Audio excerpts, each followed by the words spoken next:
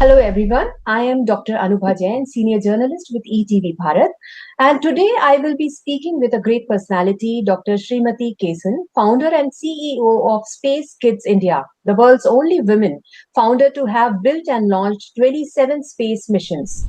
From creating the world's lightest satellite CalamSat to delivering 4 orbital satellites with ISRO, she has opened the doors of the space ecosystem to thousands of young minds and especially young girls. Welcome to our channel, ma'am. Thank you, Dr. Anubha. Wonderful introduction. Five orbital satellites and four suborbital, and 19 balloons, 27 space missions. Wow, that's so wonderful. So, let me start with your journey and inspiration. What experiences, personal as well, first sparked your journey into space science and education? I have to tell you very, very briefly that it is not me who chose space. Mhm. It was space who chose me. Because I was married at the age of 18, where I did not even complete my graduation. I went back to complete my graduation, 18 years of sabbatical. Mhm. And then one fine day, I get an opportunity to go, to Miami for a conference with the support of my good friend, who was a best cadet from NCC Maharashtra. And I land there and I get to see a new whole world. I Mhm. mean, the conference was completely with regards to travel and tourism and everything. And I go there, I get to see the booth of NASA, Mhm. Kennedy Space Center with astronauts and everybody. And I said, probably this was the calling that I was waiting for. It Okay. was just amazing. And that was my first step. So Okay. that's where, when I got back from Miami, started Space Kids India. Started as a scientific experiential learning organization where I was taking children from here to Kennedy Space Center, Johnson Space Center. I was given the ambassador status to the space camps there. Mhm. That apart, GCTC Moscow, that is the Gagarin Cosmonaut Training Center Moscow, and the European Space Agency. So all of the three, I was given the ambassador status, Okay. and the experiences, I cannot put it in words. That's how True. it started off. Wow, that's so very, very wonderful.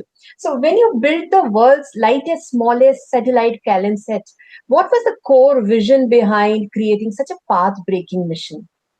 Um, when I got back, as I mentioned to you, I wanted to build space park, space research park in India. We did have ISRO, Mhm. but something that was hands-on for the children, because we had the most youthful population, and I wanted them to streamline, and space was getting to become the future. And if we're not going to involve the future generation into it, we are going to be losing, and there's going to be a huge lag. But you need huge funds for it. So, debating what next. That's when there was a competition that was, announced by iDoodle and NASA. Okay. So it was a competition, and they mentioned anybody in the whole world. I mean, you could send your proposals. 64 grams was the concept. 64 grams, you can have any experiment, send it to us. We will vet the best of the experiments will be flown in a Terrier Orion suborbital rocket, Okay. free of cost.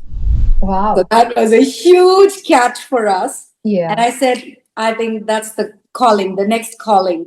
So we started building, payloads. Mhm. I handpicked children, about 7 children from tier 2, tier 3 towns, built a team. And this was completely self learned because these children were all between 14 and 17. Okay. So it was all self learning, and we built this payload, and Hmm. we didn't realize that was going to be, on the records of, 900 media covering it. And every person was so excited, intrigued how 64 grams you can build a payload, and that could work in, near space. Mhm. So we had an opportunity to have this payload 5 minutes in space. It Okay. collected data, came back, was dropped in Atlantic Ocean. So the Mhm. fishermen pick and hand it to NASA, and then we get back the payload. So it was a Wow. fabulous experience. Yeah. That is where every child in India started thinking it is Right. no more that you have to just sit inside ISRO to build Hmm. a satellite. So, what inspired you to involve these rural girls in another mission of yours, Azadi set? Many had never seen a lab before. How did you design an empowering learning experience that empowered, rural girls to build payloads for a real satellite? Great question, because 24 missions I had boys and I was the only girl in the whole mission. Every Oh, time you bring in girls, there was something or the other, because we worked literally for 35, 40 days sitting inside the lab, not going home, sleepless nights and so many things. And Indian parents like so concerned over girls, and exactly. this is not an industry where you just come for 9 to 5 job kinds. If you have Hmm. to involve into technology, True. apart from technology, satellite, you do have other jobs that you can perform with regards to finance and administration and all that. But I Hmm. wanted girls in core technology. Hmm. So I thought independence, 75th independence is the right time to do something like this, because independence without villages wouldn't have happened, Indian villages. So handpick girls from there. We need to have them also on the table. Hmm. No omitting them. Okay. So handpicked 750 girls, that is 10 from every rural village across Jammu Kashmir to Kanyakumari, Yeah. taught them the nuances of payload, space, satellite, everything. I mean, they just stepped out of their village for the first time, but given this opportunity, they just worked beautifully. We built the satellite, and Hmm. my team integrated the payloads, and we launched it we launched it through ISRO's new rocket, the small satellite launch vehicle of India. Okay. So Perfect. it was impactful launch, I have to tell you. And these girls literally teared up, looking at their satellite going in a rocket. Yeah. And So today they fantastic. stand tall ambassadors. Yeah. So how you chose these girls? Like you have to pick it from Jammu and some girls from some other districts. So how you chose them? Okay, I had a couple of friends in Niti Aayog, and they were extremely supportive in giving me the whole list of the country, Okay. the government schools of the entire country, India. So Hmm. from Assam, from Sikkim, from Arunachal Pradesh, from everywhere, I kept falling. In fact, I was at the ICCU. Hmm. I was affected by COVID, and from there, I gave this proposal to ISRO director. Okay. Everybody thought I was nuts, but I knew this should happen. And just came out of the hospital and started working, Hmm. calling almost like 370 schools, Okay. then limited it. Some schools, the principals were extraordinarily happy, though they didn't understand what a satellite was and was it a real information that I was trying to give them. Hmm. They were like, no, पैसे नहीं है, satellite हमारे बच्चे हैं, ऐसे कैसे हो सकता है? True. So that kind of a thing. Hmm. But in Jammu, I have to tell you, great thought you just put in. We had 10 children, then it became 8, then finally we just had 2 children because of, some blast and some other, things happening there. It was very difficult. Internet, it was, hard pressed on internet. So children would go down to a temple there, Hmm. which had internet. They would sit there and learn. Oh, So lovely. children really took that effort to, work in Yeah. this. But we are not building scientists in 3 months or 6 months. It takes that time. We've just Exactly. sown that seed. Right. That's important to ignite it. Continuation, right. In continuation to this, I'd like to check with Shakti set. You Yes. trained 12,000 girls from 108 countries for a satellite aimed for lunar orbit. So, what sparked this global mission? And what about this? I checked this 120-hour STEM curriculum for mission include. How does it equip girls from 108 countries to design and build a satellite for lunar activity? Please highlight about this as well. Okay. This 750 girls have created a huge impact in myself too. Hmm. So I was wanting to do something beyond borders, because space is beyond borders True. and it's all collaborations. Hmm. And, while studying reports, I got to understand we have only about 14 to 19% of women in this industry, and 2 to 3% of them only in leadership roles. So I was waiting for an opportunity where we could do this. And Elon Musk was supposed to come to India year last, and we were about 12, 13, aerospace organizations who were chosen by the PMO to meet him and interact with him about what we were doing. And what we were doing would be like matchboxes for him or toys, because we were building nano and micro satellites. Yeah. I was really praying hard that I need to do something. I need to present to him something that Elon Musk has not done and what we could do.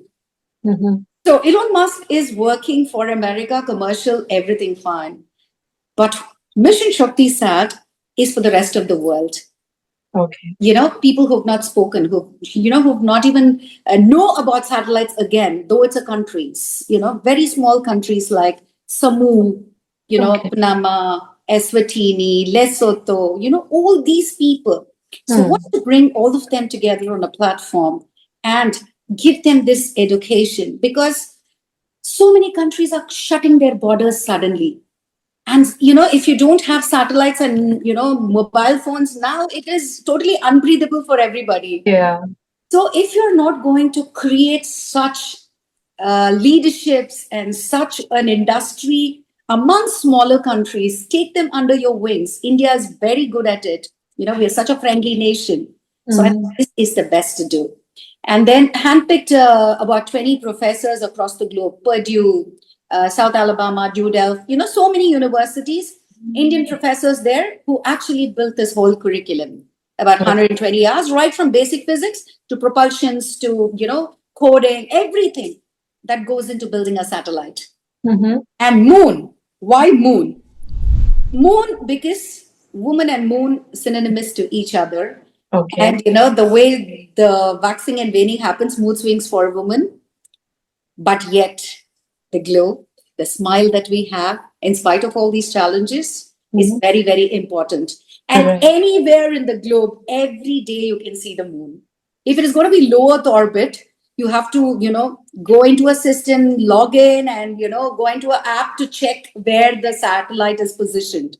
But if it's a moon, just close your eyes. Oh my God, one of my piece is there. Somebody somewhere was able to do this at my age. Why cannot I dream to do it? So you're giving them hope, giving them to dream beyond space. That is Mission Shakti Sat. Okay. For me, I needed a purposeful birth. I needed a meaning for my birth. And, being with girls and understanding the challenges, I am shocked to see that it is global. The challenges are global. So somebody somewhere is working towards, bringing the girls together. So if we are able to join those dots, what best space industry is the best for that? Because it's borderless, no borders. So if we are going to bring all of them together, it's a historic one. 5,000 years, nobody has thought or done about this. So now we are going to bring all these people together, and then, there is a very, very thin line between rockets and missiles. If the room is filled with black jackets, it's going to be missile. If it's going to be a combination of pink and black jackets, you have empathy, love, and it's going to be rockets for humanity. So that's why bring all these girls, So it's more than the money. The impact is important because you are leaving a legacy for those children to continue. And today, from Colombia, from Brazil, from Madagascar, these children, we are going to be only handpicking one child to come to India from the 108 that are chosen in each country. But everybody, every child says, we are already leaders. We already feel we won because we are garnering so much of information and knowledge which we did not have. So that, keeps you happy, and that keeps you running every day. And very famous quote that I would love to share with you, amidst all challenges, get up, dress up, show up. That's what I believe in. That's so beautiful, ma'am. And I just like to know what the space missions have traditionally been run by, government agencies. So how did you break into this ecosystem as a private women-led organization? It was very, very challenging because I have to put this information here that I'm not a engineer, I'm not a Mhm. scientist, I'm a citizen scientist. As a degree, I have done, commerce. And Oh, after 18 years, I did master's in tourism and your PhD in education. So it's totally different. okay. Everything is different. But, learning is continuous journey. So if you don't need a graduation to just say that you need to build something. That Mhm. needs to get into everybody's head. So I wanted to be a testimony for that. So you could do even rocket science, which people say is the most difficult one, also can be done like this. So wanted to break that myth. First ever time when we made a proposal and met senior scientists at ISRO and all that, they were like fascinated. But they said, "Who are your team?" And my team were all like 14 years and 15 years. They were like, "Don't tell me this is your team." I said, "Yes." And they were like, "No, no, no, no, no, no. I think this is not the right way to do. We will support you, but let them get a formal education and come back. We are here." Mm. But when you take that first step, your inner soul tells you that this is the path. So I said, okay, if you're not going to put satellites into the rockets because it's very, very expensive affair, Yeah. let us do it in balloon. There was an Okay. alternate idea, alternate jugaad, Indian jugaad, but this was already being done in the West. So we started off with the balloons. There was no prelude. You had to run through the government offices, and to make them understand was extremely difficult. And in fact, they asked me, like, why are you? The same question, what is bothering you? Why do you want to sit and take all this hassle? If anything goes wrong or crash, a huge plane will be crashed only because of one single negligence, and you're having Yeah. a team of children. We will Mm. put you behind bars. They were threatening me too. But in science, if we don't try hands on, no point learning or reading through books. Mm. I said, it's okay. One life. Let me take the lead. Unknown path, thorns and rocks. It's okay. Let's walk. Because I come from an NCC background. I was to get into the armed forces, direct entry. So I did not stand there at the borders to fight for my country, but let me at least lead Mm. the country of future generation. That was the thought. Okay. Wow. Inspiring also. What are the toughest technical, financial, societal challenges you faced in the, as you mentioned, in the early missions, and how did you navigate them? All the three I faced. Ah, true. Finance, nobody will give you because it's a scientific mission. You cannot put banners or you cannot put, logos anywhere. So, minus no finance. Then, societal, because I was not a scientist myself, which was stamped. Mm. Generally, you need to get the degree to prove. Yeah. So, people were like, who is she? Who is she? And how can this woman do, that kind of a thing? And they always want to put you down. So that's a fuel for me. Actually, that's a propulsion, I would say. Mhm. All these negatives. Then, of course, we have the technical. But the only best part was I was traveling frequently to Johnson and Kennedy Space Center and the universities there in the US and Russia and everything. So whenever we put through, a proposal, I would get it wet from there, from the professors and all, just to be, foolproof. So that, I don't get more negatives on this because for me, I can, navigate, circumvent, and move on. But the children who are coming out of their shell from tier two, tier three towns, it's very, very difficult. Once the stamping is done on them, very difficult to move. So that's why I take this, the suggestions and everything. But they were like fascinated. They were like, what are you talking? Is this your team that is, building with such sensors and components? You're just playing with all this. We don't dare to do all this.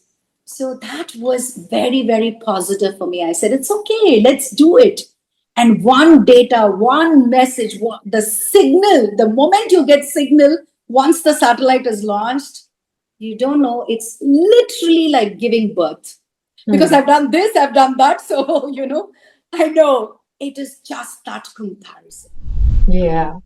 Wonderful, ma'am. So, how do you manage the logistic and cultural diversity involved in training these students across so many nations?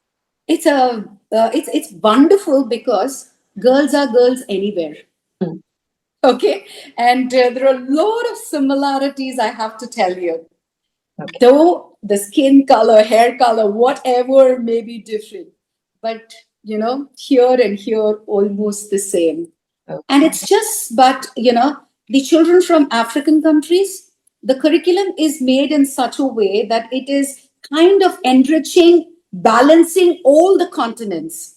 Because the European continents, though they are from rural places of Italy or Austria or anything, are slightly better off than the children from Africa. These are 15 years and these are 18 years when they are in their 10th. So all this is slightly challenging, but the ambassadors or the women leaders that we've chosen from each country, they play a beautiful role. Equatorial Guinea, I've never heard a country like that. you know she's a little girl. She went to an extent, like, influencing people there, that this is so important that our children should be a part of this mission. She got hold of an internet cafe, because internet is a luxury in Africa. It's so Mm. difficult because we have people from Haiti, Liberia, Madagascar. Very, very luxurious internet is. So what we're trying to do is making a book format, and the internet, Zoho is provided us the LMS. So Okay. children who are able to access and study are accessing and studying, Mhm. and who are unable to are going through the book format. But the women leaders are making sure they are able to get some internet access from somewhere, get donations, bring them all together in one school and teach them. So that way, children are dedicatedly learning this. Okay. Right. Very nice. So, which innovations from your missions have the potential now to influence mainstream space technology? Now, before the moon mission, these children, as I mentioned to you, one child from each country will be handpicked. They will be coming along with the woman ambassador to India between end of March and April second week. Mhm. So here they will be here for 10 days, and we are Okay. going to be getting ISRO experts, and we're going to be bringing experts from other countries and all that. So a few of them have signed up to voluntarily teach.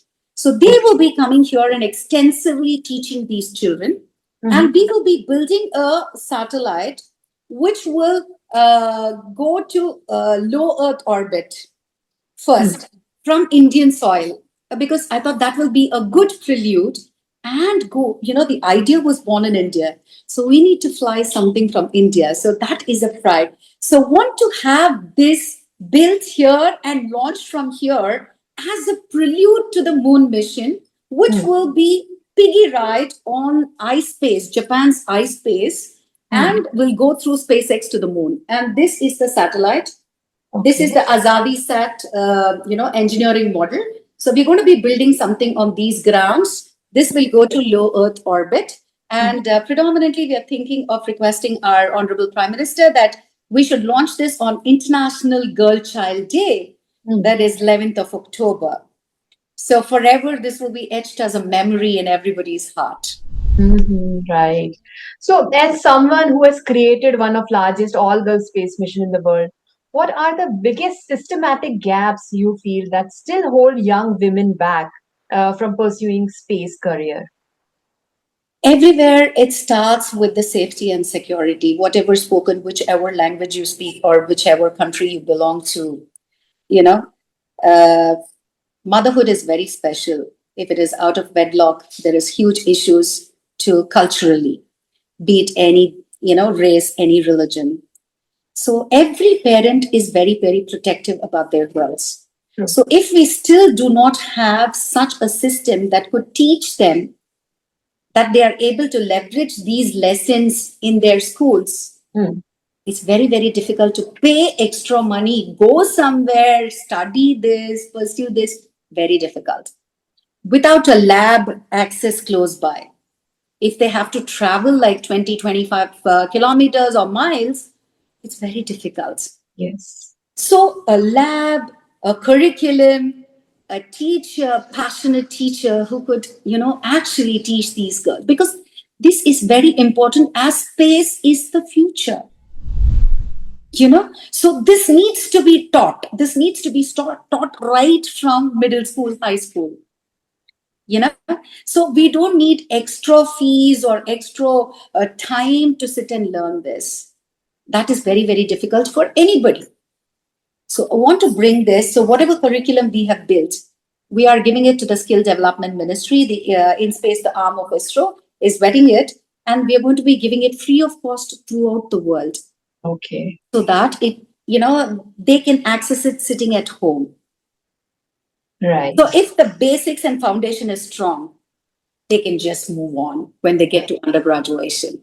This will culminate into more women startups. And women in deep tech need finance because nobody trusts you. They feel women run a marathon while a man runs 100 meters.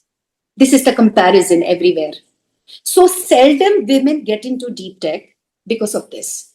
They are good at fashion. It's already stamped that they're good at fashion, food, maybe, few of the corporate industries where the parents or the in-laws, somebody should be there.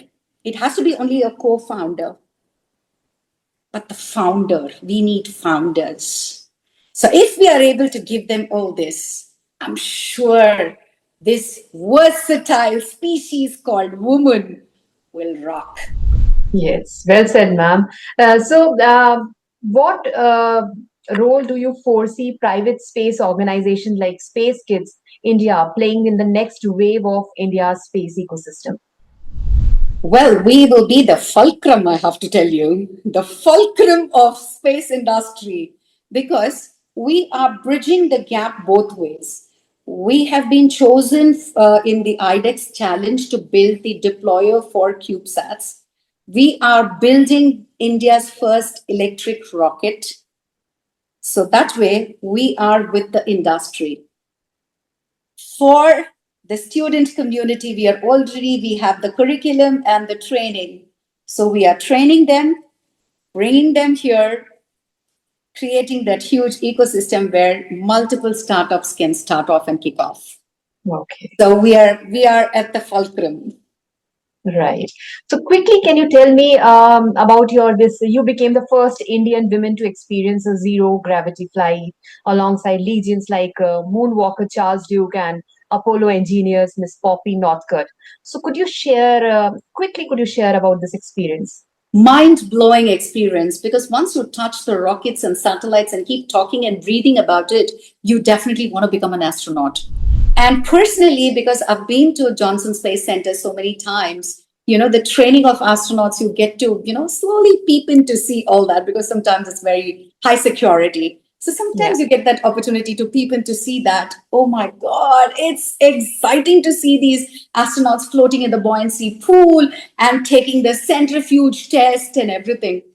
It's very difficult for me to do the centrifuge and become an astronaut now. Yes, Blue Origin and all have come up with citizen scientists going up, just up to suborbital in 10 minutes and getting back. Probably one of those days I could do that. But before that, this opportunity came my way. A celebrity flight, zero gravity flight, was taken away from the tarmac of NASA. So I was given the opportunity by Miss Christina Kopp and just grabbed it. What an experience to just fly with Moonwalker Charlie Duke. At 90, he lives a whole life. And the way he explains how he landed and, how the moon was, oh my God, you just want to listen to believe it. Right. So, ma'am, across your 27 missions, is there one project that transformed you the most as a leader? I have to tell you the Azadi set. Everything has got its bitter pieces, but to work with girls is something totally transformational. The stories they narrate, the backgrounds they come from, and the way they understand things, then they are wired differently and the boys are wired differently. When a problem is posed, the way they answer. So huge, huge transformation, I have to tell you. Right. And in the end, I like to know finally, what's the next bold, big dream on your mission list?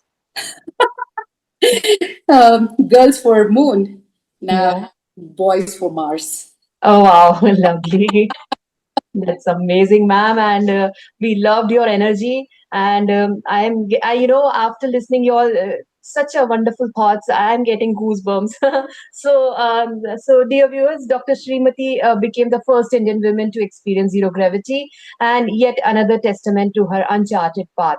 So, through missions like Shakti said, Dr. Srimathy is not just building satellites, she is building a global sisterhood of future space leaders. Her journey continues to inspire, uplift, and expand humanity's imagination. Thank you so much, ma'am, for giving us time. Thanks a lot. Thank you, Anubha. Thank you so much, Dr. Anubha. Lovely interacting with you. Same here, ma'am. Thanks.